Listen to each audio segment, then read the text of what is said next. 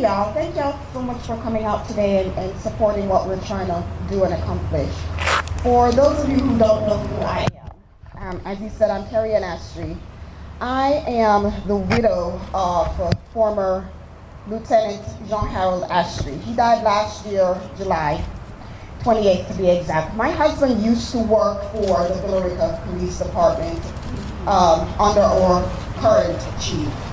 He left because he needed to leave because of what was happening under this chief's administration and leadership. It was very apparent while he served this community that this chief was not for everyone. It was even more apparent after he did what Lord told him to do, which was to leave and to do better. For 3 years, our family suffered financial loss because he was blacklisted. How do I know that? Private investigators for departments that he tried to get on board with told him, have you ever been offered a position only for it to be rescinded with no explanation? Yes. Villa Rica Police Department, I don't know what you did to that chief, but you're going to get hired as long as departments reach out to him. Am I surprised? Are we surprised? He's whacking his water of what we saw on Facebook? No, we are not. We are not, because we've been on the inside. We've dealt with the blowback. That's right. So we are not surprised. Why did I choose to join the NAACP? To make sure, because my heart is for police officers. I run a foundation that supports the wives and the spouses of police officers. So for you, it might look like, oh, she's in a tricky position because she's for officers, but here she is speaking out against one. Not an entire department, not an entire community, but one. I want you to hear that. Because we know for the 99 good officers that are out there, for every 99 there is a one. I joined this organization to make sure that officers weren't treated unjustly by people who just wanted to throw accusations out there at them for their lives to be turned upside down, just like my husband's was. And I'm seeing reports across my desk with that on there, and I get to send them back because why? I am fair. I am honest. I grow and I learn and I teach integrity because that's who my husband was, and that's a legacy I want to carry on for him. What we saw was not okay. Will it happen again if nothing is done? Yes. What are we going to do about it? We're going to speak up, we're going to stand up, we're going to show up. This chief is not above us or anyone else. And it's time that someone spoke this to his face and he gets to understand. We are not against the Villa Rica Police Department. Do I trust the department? No. Under his leadership? Absolutely not. And until he gets to understand that we aren't out here just yelling, fire him, fire him, fire him, that what he did was wrong, and until he can understand that from a humanistic point of view, his actions are not going to change. His apologies will never be authentic, just like we saw on Facebook. I am for officers. I support officers. I stand up for the spouses of officers. That is the purpose of our organization, for what I do. We aren't here just because we want to be here. We are here because we get the opportunity to speak for those who can't speak for themselves. And we're not going away until all is done. Thank you.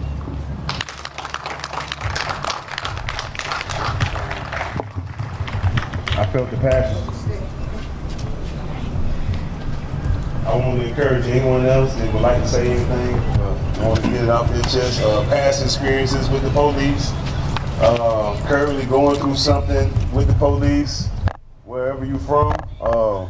It doesn't matter, you know, what matters right now is that we're here right now together, collected, and we all have the common cause to seek justice while peacefully protesting.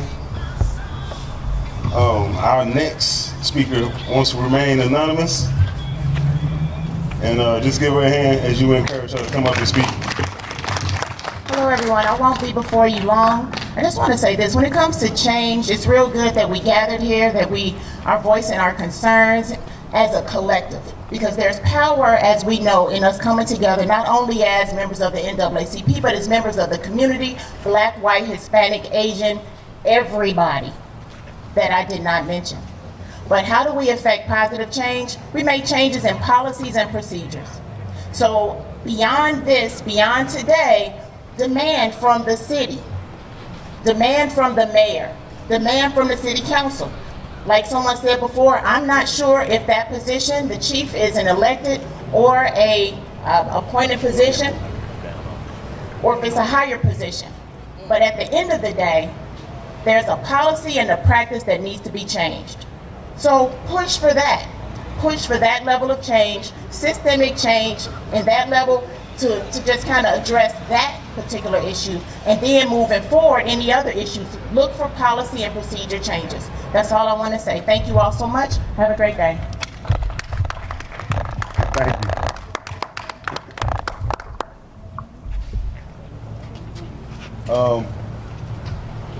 I don't know about y'all, but I still get afraid sometimes when the police is behind me. Huh? Right. And in the Proverbs it says, only a guilty man flees when nobody is chasing him. And I know I've done nothing wrong, but I still get that feeling, right? When I see police lights come on and they're going the other way, I still get that feeling sometimes. Am I the only one? No. That's a side effect from trauma. That's a side effect from trauma. So, a lot of us have been traumatized by, the police and what we've seen. And some of us have been conditioned by it. And we see nothing wrong with it, even against our own people, And again, this is not necessarily a black or white issue. This is just a right or wrong. This is a right or wrong issue right now. It's just wrong. So what we are demanding now, as our leaders, our NAACP leaders, go in and have a meeting to sit down with this local government of Villa Rica, is justice. Can I hear somebody say justice?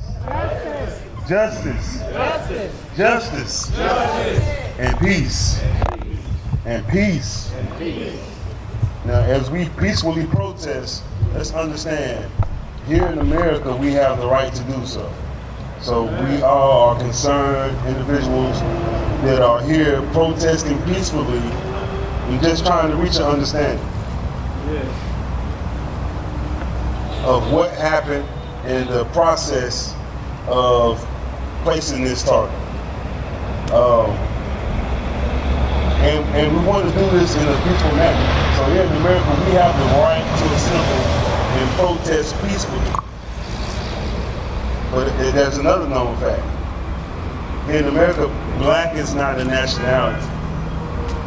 We are the only nation inside of a nation without a nation, fighting against a nation.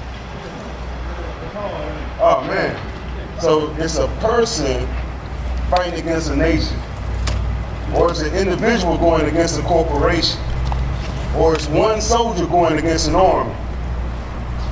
You set up to fail. You set up for failure from the beginning.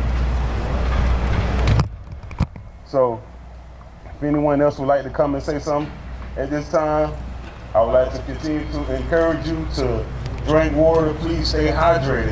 It's very hot. And I appreciate everybody. We appreciate everybody for showing up and having our back at this time. And please stay hydrated. We want you to stay safe though. Do it in a safe way. Mr. Steve would like to say something else. Give him a hand, everybody. Good afternoon again, everybody. First and foremost, I want to say this is a change that we can't do just one person. This is a thing that takes a community to do, and I'm so happy to see everybody's bright and smiling faces, even though it's hot as can Get out here. Lord Jesus, is it hot. But we will move through the heat and we will strike change into the community of Villa Rica and across the state of Georgia and across the nation. As I mentioned earlier, the police department has a very, very long history of treating minority populations negatively, and that is rooted in white supremacy. And one of the first things we have to do in order to tackle the issue is to identify the issue and fight against it. But we can't win this fight without everybody hands into the metaphor hot, so to speak.